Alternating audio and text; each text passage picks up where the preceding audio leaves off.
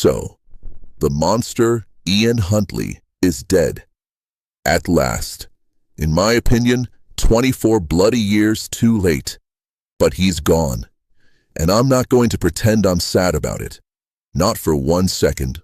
Back in 2002, I remember exactly where I was when the news broke. Those two little girls, Holly Wells and Jessica Chapman, 10 years old, just walking home in their Man United shirts. Innocent, happy.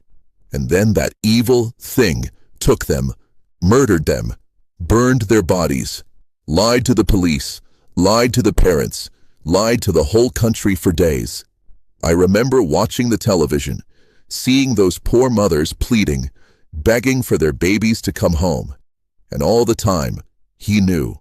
He knew exactly what he'd done. I felt sick, physically sick, and I remember thinking, if they ever catch him, they better not let him out, ever. But they didn't hang him.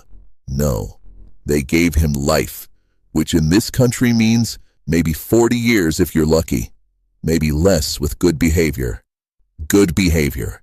From a man who raped and murdered 2 children, and now, after all that time, he's dead, in prison. Natural causes, they say, or suicide. Doesn't matter. He's gone.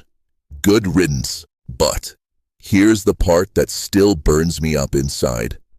We had the chance. We had every chance to do proper justice back in 2002. Capital punishment was still in living memory then. We abolished it in 1965, but we could have brought it back for cases like this, for child killers, for monsters who take innocence and destroy families forever. Instead, we locked him up. We fed him. We gave him a telly.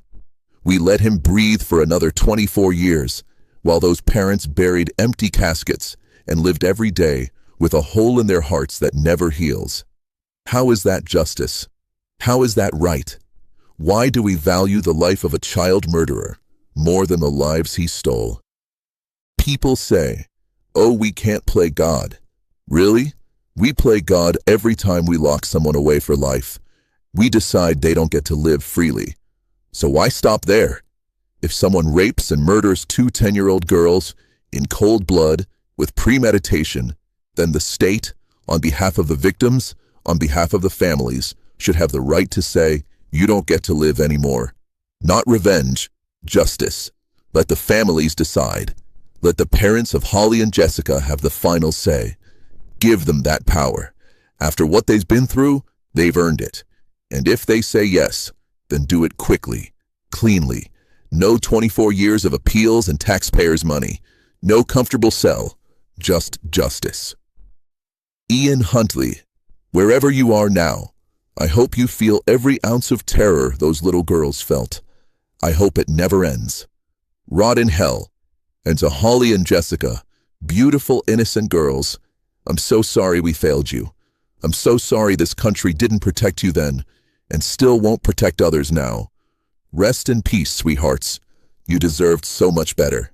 So let's stop pretending life sentences are enough for child killers. Let's have the conversation again. Let's bring back the death penalty, not for everything, but for the very worst. For the Ian Huntleys of this world. Because if we don't, we're telling every future monster, it's okay. You might get caught, but you'll still get to live longer than your victims ever did. That's not justice. That's cowardice. Time to grow a spine, Britain. For Holly, for Jessica, for every child still at risk. Thanks for watching. Like, share, comment if you agree. We need to keep this conversation